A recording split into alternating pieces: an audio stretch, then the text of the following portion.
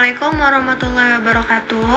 Kami akan mempresentasikan proyek visual kami yang berjudul Rancang Bangun Aplikasi To-Do List berbasis web menggunakan arsitektur REST API dengan PHP dan MySQL.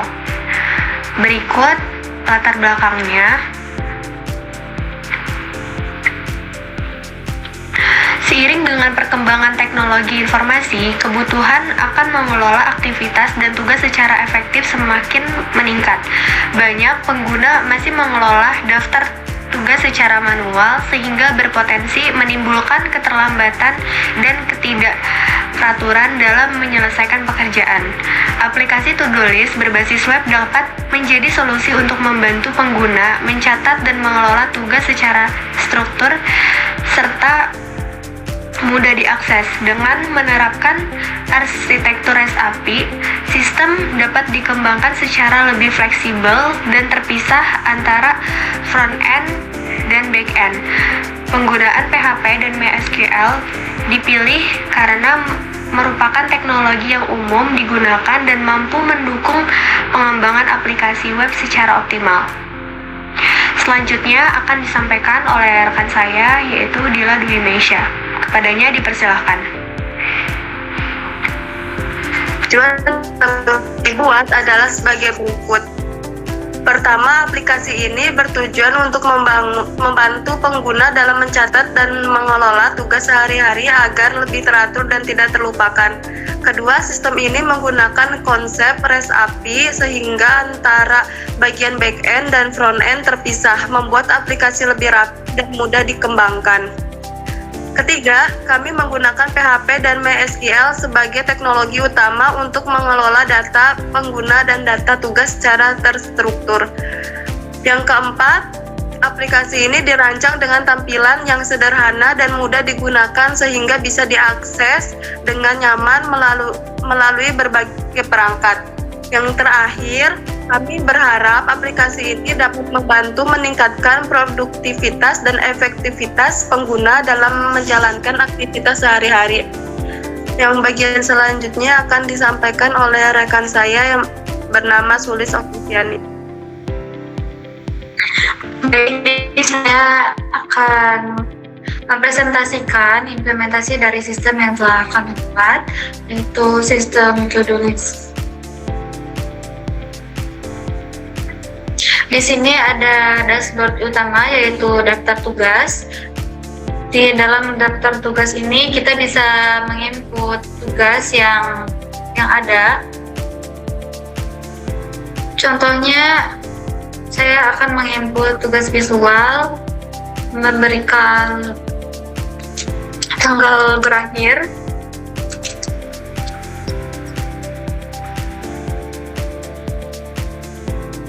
di sini tugas yang sudah diinput maka masuk ke dalam list daftar tugas yang belum selesai dan daftar semua tugas. Adapun di sini yaitu ada tampilan total berapa tugas, tugas yang belum selesai dan juga tugas yang sudah selesai. Di sini bisa edit. Contoh edit tanggal menjadi tanggal 19, bisa kita simpan. Otomatis deadline akan berubah. Di sini juga bisa hapus. Selain bisa hapus, bisa juga memberikan tanda bahwa tugas telah diselesaikan, yaitu dengan cara mengklik tombol kotak sehingga menjadi checklist. Di sini kita bisa melihatnya di sini. Maka ada tampilan tugas yang telah diselesaikan. Selain daftar tugas, ada juga berita produktivitas yang diambil dari News API seperti ini. Di sini juga kita bisa cari berita yang berhubungan dengan pendidikan.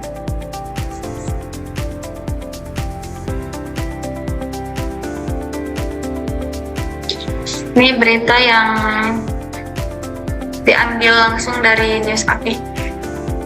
Selain itu, di sini juga ada tips and trick sebagai penambah website.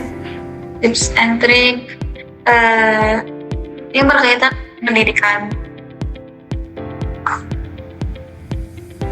Mungkin cukup itu saja. Selanjutnya akan dilanjutkan oleh rekan saya, yaitu Dewi Sinta. Padanya saya persilahkan.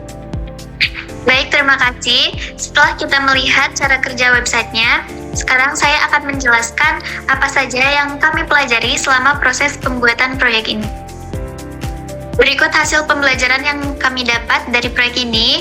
Yang pertama ada HTML dan CSS. Bisa membuat struktur halaman website dengan mengatur tampilannya agar rapi. Yang kedua, bahasa PHP. Bisa membuat logika agar website bisa memproses data secara otomatis. Ketiga, manajemen data.